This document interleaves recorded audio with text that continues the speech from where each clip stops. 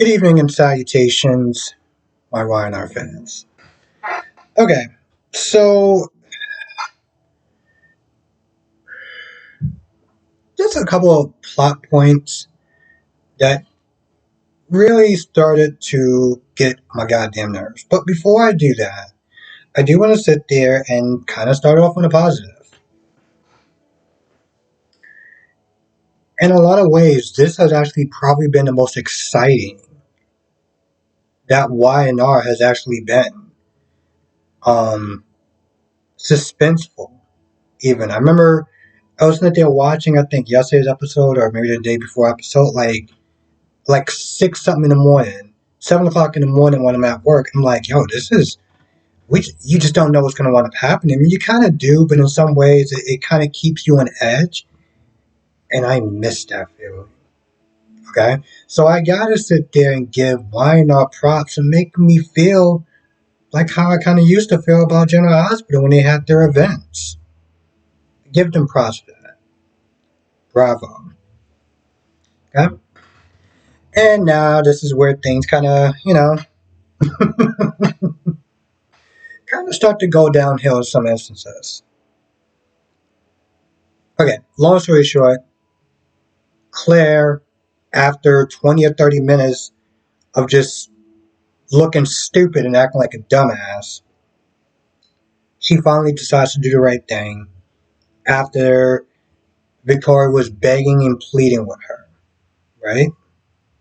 After all that, she decides to use her brain to be like, man, I've been lied to.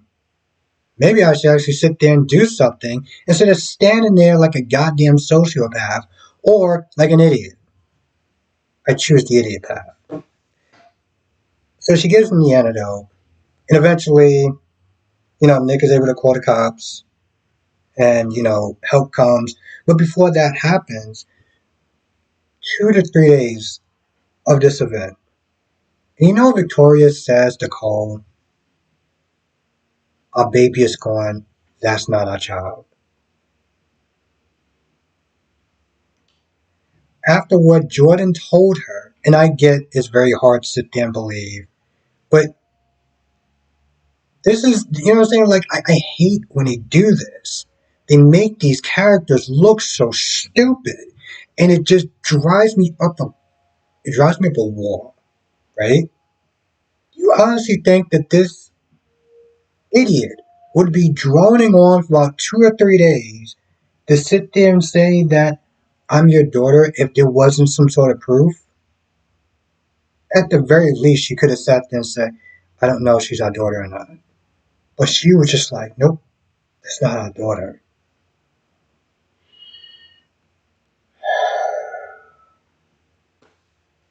Now, Jordan is going on and on and on about her usual monologue. You hurt my sister. You're a terrible person. Blah blah blah blah blah blah blah blah blah. But she's so arrogant with the what I used to sit there and say, monologuing like a DC villain. That she drops her guard, and Victor, who is probably about, we'll sit there and say 100, is able to get the drop on her and locks her in the room. I'm surprised she didn't actually go down there and try to use the knife to sit there and kill them. So everything pretty much ends. The cops can't find her. She escaped. So when everyone leaves, it almost seemed like they didn't actually try to do a thorough job of really searching that house, because apparently she must have been in one of the trap doors or whatever, and she is, well, just kind of a creepy image of her looking through the radiator to make sure everyone's gone. Right? So it all ends. Everyone is safe and sound, banged up, but safe and sound. So at Crimson Lights, right? Is it Crimson Lights? I think it's Crimson Lights. Billy runs into Nate and is asking, where's Victoria at? They sit down for a little bit, and Billy starts to ask questions like, "So y'all two together?" And Nate's like, "It's none of your business." Billy's like, "Whoa, it is because we share children." Here's the thing. I am so sick and tired of people using that excuse to sit there and pry into somebody else's relationship because you share children. So what? So what? He doesn't have to tell you. He doesn't owe you anything. See, in reality, in retrospect, that's pretty much where the conversation should have ended. I don't owe you a goddamn thing. You have yourself a good night. Or not even say that and just walk off. They get into it. Nate tells how he lost his job and he was upset with Victoria and boo hoo, blah, blah, blah, blah. Audra is that they're trying to reach Nikki, comes to Crimson Lights. They get to talking. Billy's worried. Billy's like, yo, listen, let's call the cops, let's call the ambulance, let's call the hospitals, let's do something. Nate and Audra's like, we don't know what's going on. Let's just sit there and wait on this. Billy's like, yo, listen, they are billionaires and they are lost somewhere. This don't sit right with me. They always have problems eventually every once in a while when the writers decide to sit there and stop being lazy and write something interesting. We should call somebody. Eventually he goes to Newman Towers, he gets a call from Nick, and Nick is just like, yo, listen, we're fine. Vic will give me more updates. Audra, I don't know what they're doing with this character in some aspects. Is she flirting with Nate? I know she keeps saying, well, I'm gonna sit there and look out for you from this potential job that I can't sit there and say what it is. But you buy me dinner, then we'll discuss a little bit more. What? Nate's like, okay, so who are you? Because we don't really have much from her.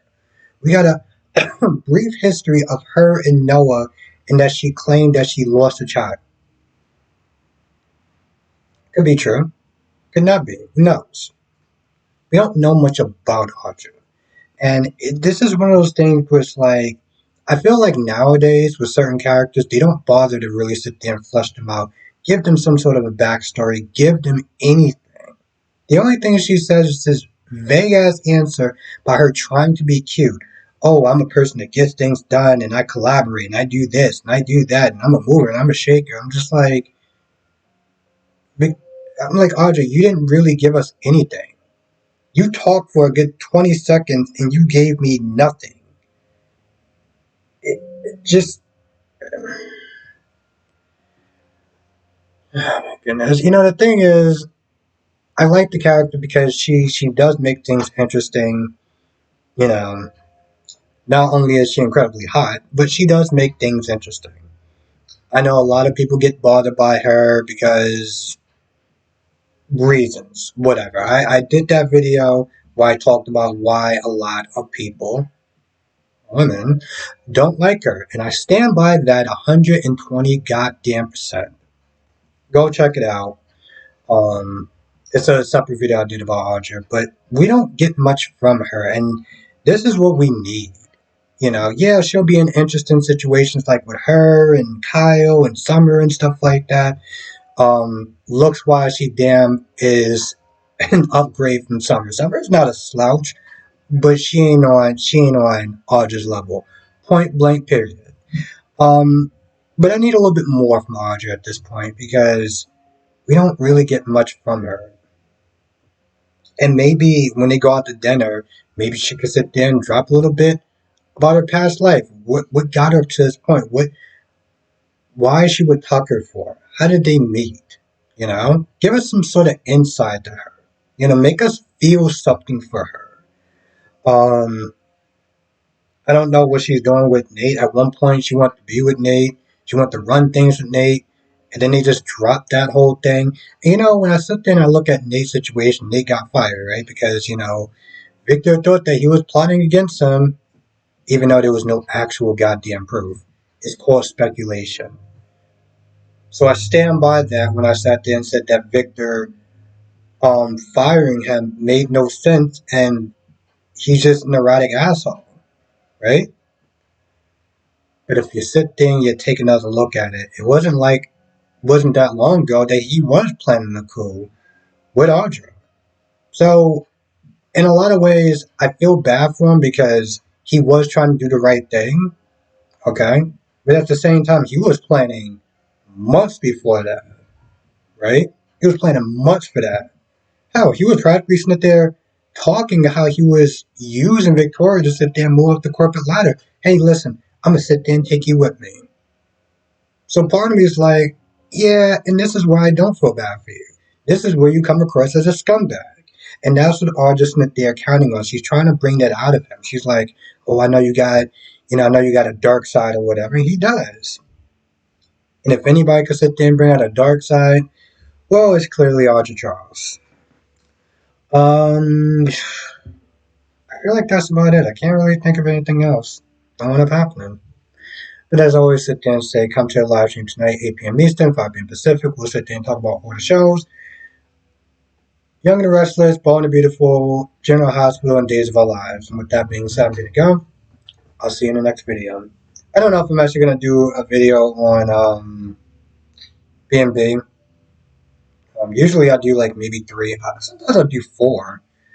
Um, Given the numbers that I'm seeing for my days now, I may switch it and may decide to do B&B. I mean, don't get me wrong, I like doing days, but sometimes the numbers doesn't always reflect the amount of work that I put into doing it. I'm going to be honest. Sometimes I gotta sit there and shift gear. Oh, okay. Anyway, with that being said, I'm gonna go. If you missed anything, come to the live stream tonight and 8 p.m. Eastern, 5 p.m. Pacific. We'll talk about more about it then.